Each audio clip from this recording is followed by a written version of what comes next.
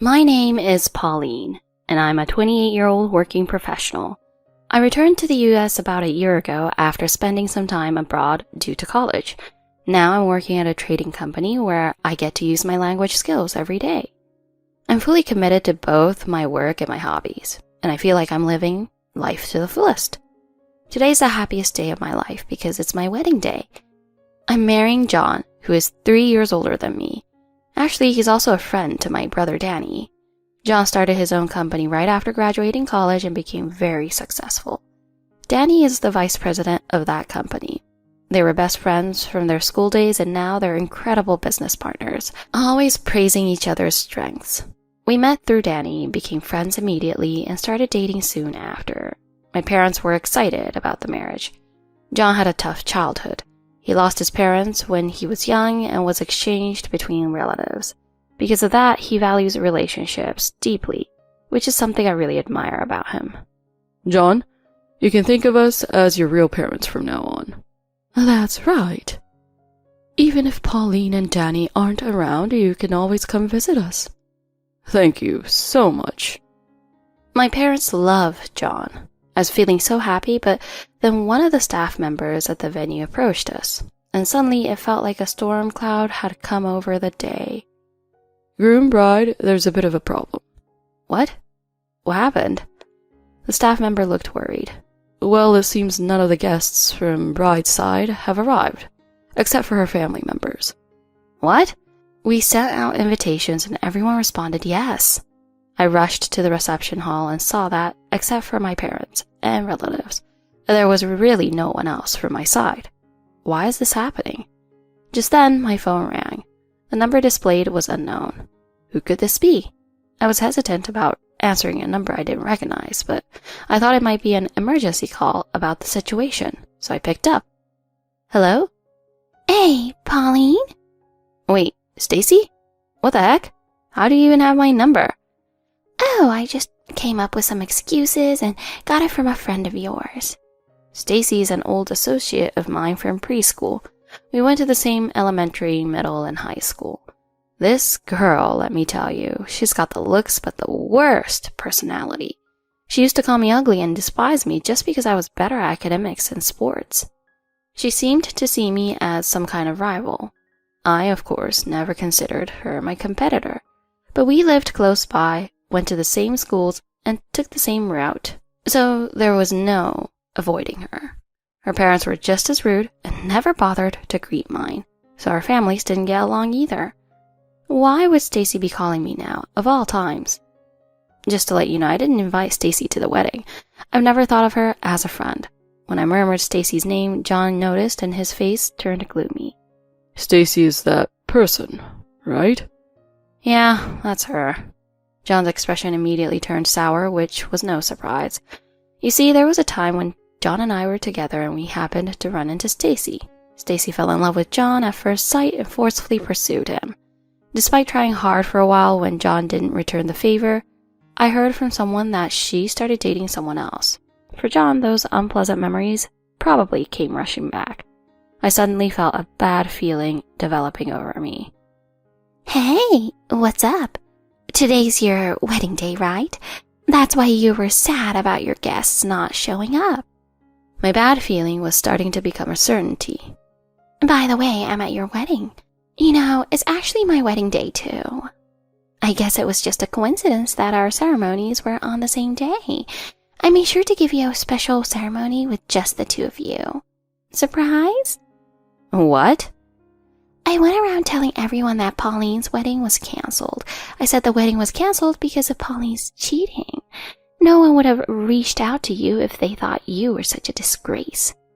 That's why even my parents, who usually have information, didn't realize. No one would ask them if they heard their daughter cheated and her wedding was canceled. Stacy was always up to no good since she was a kid. How dare you do this? You know, I couldn't take your husband, but I did take your wedding and guests. And no one wants to see an ugly bride in a wedding dress anyway. Enjoy your lonely wedding. Oh, and by the way, my husband is an heir to a family business. My choice in a partner wins. With that, the call ended. I was in shock and told John and my parents what the call was about. I was about to cry, but my parents said something. So what? We have relatives here who are here to celebrate. There's no way we're letting someone like her cancel your wedding. No matter what anyone says, today is your day.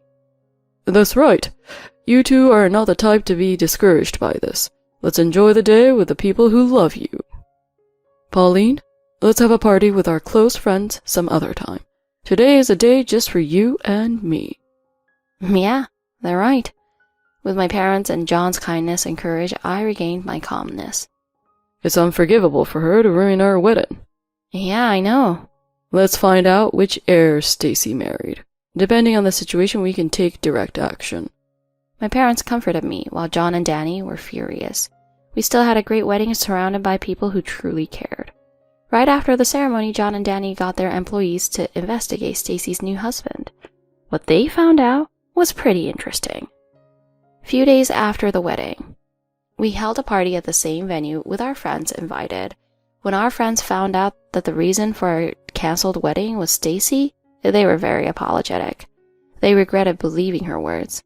As an apology, they made sure to celebrate our wedding in grand style. Of course, our parents were there too. It was very nice to be celebrated by all of your friends. It felt like the drinks were plenty. This kind of party isn't bad either. Pauline, you looked beautiful in your wedding dress, but you look even more stunning in that cocktail dress. Thank you. Suddenly, an unexpected guest entered forcefully into the venue, pushing past the staff who tried to stop them. What? Why are you here? You guys just entered in here without an invitation. We didn't invite you. It was only natural for us to be furious because the ones who entered were Stacy and her husband. John, Pauline, and Danny, I'm so sorry. Please, forgive us. Stacy and her husband immediately threw themselves on the ground as soon as they arrived. What? Now you apologize? It's too late for that. Please save my company. I'm begging you. All our business partners have cut ties with us. If we lose our work, we're done for sure. John responded coldly to Stacy's husband, who was crying and pleading. That's none of my concern. No, please, I'm sorry. The world is smaller than you think. Here's what we found out. Stacy's heir husband turned out to be from a subcontractor of a subcontractor to John's company. Apparently, they had never met face to face, but after discovering this, John and Danny decided to visit the subcontractors and inform them of Stacy and her husband's actions. We simply told them the truth about what you did. We didn't put any pressure on them regarding business. I didn't know either. I didn't know Pauline was your childhood friend or that she was marrying John. Ha! You said it would be fun to crash the wedding of a girl you didn't like and steal her guests. You were all for it. I didn't know they were connected to John and Pauline. What are you talking about? You were laughing along with me. Well, it seems like they're both equally guilty. There's no room for sympathy here. I think they need a little punishment. Even if we don't take any action, it will only be a matter of time before your business partners cut ties with you. People have been talking about how disorganized your work has become ever since you took over the company. And they also said your wife interferes way too much. Your story has also become quite the rumor. Your wife has been interfering with estimates and causing trouble. Oh, Pauline, help. Tell them to do something. I'm not going to help. You always act like this. It's really frustrating. Everyone always praises Pauline. Even though I have better style and looks, Pauline is more popular than me. It doesn't make sense. You're smart, went to an overseas university, came back, joined a great company, and your boyfriend is a company president. I didn't want to lose. I had no intention of competing with you. From now on, I don't want to see your faces. Also, we will demand compensation for ruining our wedding. You've caused great trouble for the venue and our friends, so we'll need compensation. And since you lied, fraud charges might also apply. Oh, Pauline, this person was insulting you, calling you ugly, right? Yes, there's also the defamation charge. Oh dear, seems you will be starting your married life with so much debt. Is that okay? By the way, your company seems to be collapsing, so you better hurry and disappear. Just wait for the lawyer. we're supporting Pauline, so don't show your face again. If you do, well... The two of them hurriedly ran away. After that, Stacy's husband's company went bankrupt. Their terrible actions were exposed, and it was revealed that they had been mismanaging the company, leading to massive debt. In the end, their company collapsed, and they were disowned by their parents. The husband is struggling to pay the damages. Stacy was sued from various directions, became deeply in debt, and ended up in the nightlife industry. Not long after, they divorced. Meanwhile, I am thriving in my job and personal life, and now I'm expecting a baby with John. I can't wait for the baby to be born. It's still a long wait, more than 6 months to meet the baby. It feels like a long time. Although I struggled as a child, I believe I'm the happiest person in the world now. I'm also very happy now. I hope to continue living happily forever. Thank you for watching. What kind of unique Pauline will appear next? Stay tuned. Alright, time to dig in. Wait, what is this? Meat? Meat? I was in the mood for fish today. But we had fish yesterday and the day before yesterday too. That's true, but that's because you wanted it. If you were in the mood for fish, you should have told me. How am I supposed to know? You should know by now. When we've had this much meat in a row, it's obvious I'd want fish. David's unreasonable demands are really becoming annoying. There's no way I could have known that. It's your job as my wife to figure it out. Go get some fish and make dinner again. I can't. It took me a long time to cook this, and it's a waste of food. You're so economical. It's fine, it's just dinners for two. Fine if you are going to be that way. He said that and dumped the French dish I had taken time to cook into the trash can. Great, now dinner's gone. I'm not eating just salad and potatoes. This was too much. I can't forgive him anymore. Alright, I'll cook it again for you. Make sure you enjoy it like it's your last meal. Wow, Anna, your lunch looks delicious. Oh, really? But it's just something I prepared quickly. I've been working overtime lately, so it's all leftovers. Wow, I'm so jealous of your husband for having such a great cook for a wife. Anna, did you take cooking classes or something? Nope, I'm self-taught. That's amazing. My name is Anna. I'm a 40-year-old working housewife. Since I'm just average, I'm known as a box lunch woman at work. I do enjoy cooking, and it feels good to be complimented, but lately, I've been having mixed feelings about it. I'm home. You're late. The laundry isn't folded, and you didn't wash the dishes either. I asked you to do it this morning, didn't I? Oh, did you? How many times are you going to ignore our agreements? It's fine, you can just do it. This time I'll do it, but you need to keep your promises. What do you mean, this time? It's your job to do it in the first place. You're acting like I'm the one who is lazy. Normally, chores are shared. The idea that chores are for women only is outdated. You should be careful saying that. You'll get in trouble at work. Who told you that? For decades, women have been doing chores and society functioned just fine.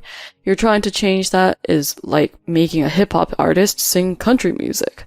What kind of comparison is that? If you start making more money than I do, maybe I'll change my mind. But unfortunately, I'm the one who earns more right now. If you make less, it's only natural you contribute more in other ways. I'm done. My husband David is completely uncooperative when it comes to chores. He's not just lazy, he's deliberate about it. When I try to oppose him, he always twists things around with his stupid logic. It's exhausting. And what's even more frustrating is when he...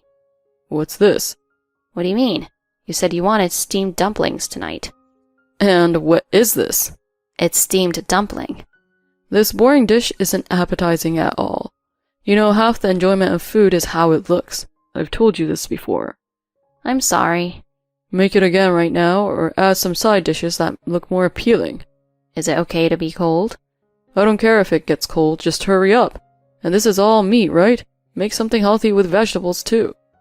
David has recently started condemning and making demands about the meals I cook. Every day he sends me a list on the WhatsApp with what he wants for dinner. If they were simple requests like Italian, Chinese, or curry, I'd be okay with it. But he's strangely specific, like wanting it to be aesthetically pleasing or asking for vegetable-loaded waterless curry. And if it's not exactly how he imagined it, he goes into a fit like this. It's strange because he rarely complains about the taste. It's always about the ingredients or presentation. Finally, here it is. Wow, this looks delicious. Can I start eating? Yeah, go ahead. Dig in, dig in. Got it. Alright, this looks good enough, I guess. Well, here I go. This is tasty. Yeah, Anna, your cooking is the best in the world. Oh, thank you. When my cooking meets his expectations, he exaggerates the compliments pretty well. Honestly, it feels more weird than complimenting. I remember when we first started dating, he used to praise my cooking like this. But thinking about that makes it hard for me to express my opinions. And here comes another request. Today's request is French cuisine. Such a demanding guy.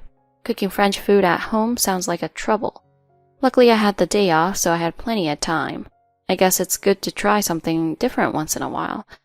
Once I got into the pleasure of cooking, even the complicated parts became surprisingly enjoyable. Before I knew it, I had made a pretty attractive French dinner. I can't wait to see David's reaction. With a menu like this, he can't possibly complain. I'm home. Welcome back. Wow, something smells amazing. I made French food just like you requested. Come on, eat while it's hot. David looked at the spread on the table with wide eyes. Whoa, this is impressive. It looks perfect. Right? Okay, let's eat. Alright, here I go. What's wrong? Is this meat? Yeah. I'm actually in the mood for fish today. But we had fish yesterday and the day before. That's true, but that's because you wanted it. If you were in the mood for fish, you should have told me. How am I supposed to know? You should know by now. When we've had this much meat in a row, it's obvious I'd want fish. David's unreasonable demands are really annoying. There's no way I could have known that. It's your job as my wife to figure it out. Go get some fish and make dinner again. I can't. It took me a long time to cook this, and it's a waste of food. You're so economical. It's fine, it's just dinners for two. Fine, if you're going to be that way. He said that and dumped the French dish I had dedicated myself to cook into the trash can. Great, now dinner's gone. I'm not eating just salad and potatoes. This was too much. I can't forgive him anymore. Alright, I'll cook it again for you. Make sure you enjoy it like it's your last meal. Finally, you've realized it. You are really a useless wife. You didn't even notice my last warning. I decided to use my final tactic. David had gone on a business trip for the weekend, which meant I was supposed to handle all the household chores, but I didn't do a single thing. Monday night, David came home. His request was for some fancy pasta. I'm home. What the hell happened to this place? Our house was a mess with garbage, clothes thrown around, and empty ramen cups everywhere. What's going on? This place is a disaster. What have you been doing? Oh, it doesn't really matter, does it? What? What's gotten into you? What about dinner? You said you'd make pasta tonight, right? I didn't make anything. I'm not hungry. I just ate some ramen noodles. What? What's that supposed to mean? I don't want to cook for someone who doesn't feel like family. What do you mean by that? I'm divorcing you. Divorce? What did I do wrong? Are you really that clueless? You never do any of the chores I ask, and you constantly make these picky requests for meals. Then you complain about what I make. Who do you think I am to you? Did you think I wouldn't have anything to say about it? I poured out all my frustrations and grievances to David, tears streaming down my face. He was annoyed at first, but as he saw how serious I was, he gradually became more sad.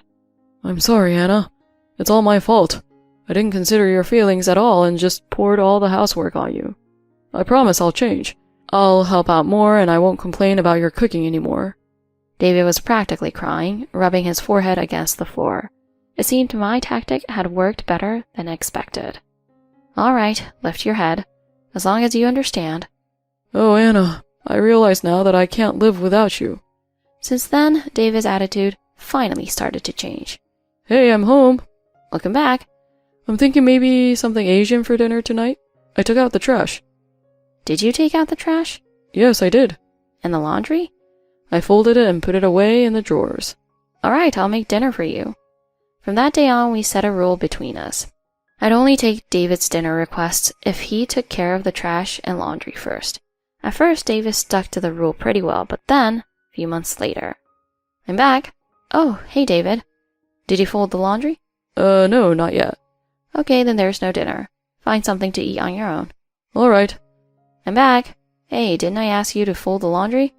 Ugh, stop complaining. What are you, my mom?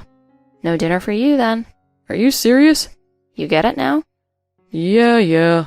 Hey, you want some ramen too? It's not that bad. No thanks. A few months later, David started lazying on the housework. Even though I told him not to cook, he didn't care and would eat takeaway or instant noodles from the convenience store without any resistance. Day after day, David neither took out the trash nor folded the laundry. Our household became a place where we barely talked, eating in silence. At first, I tried to handle everything alone, but eventually, I had to take over all the chores, including cooking. Dinner is ready. It's just some leftovers I mixed together, but it should taste fine. Oh, thanks. It's okay, but you used to be so particular about presentation. I just used what was in the fridge. I have some stock. What? Nothing. Well, if I ever want you to cook something special, I will ask. I'll help out more.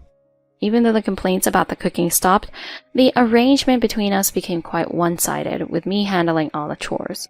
The reason David suddenly stopped caring about the quality of the food became clear in an unexpected place. Wow, today's box lunch looks amazing. You're always so on top of things. Oh, it's been a rough time.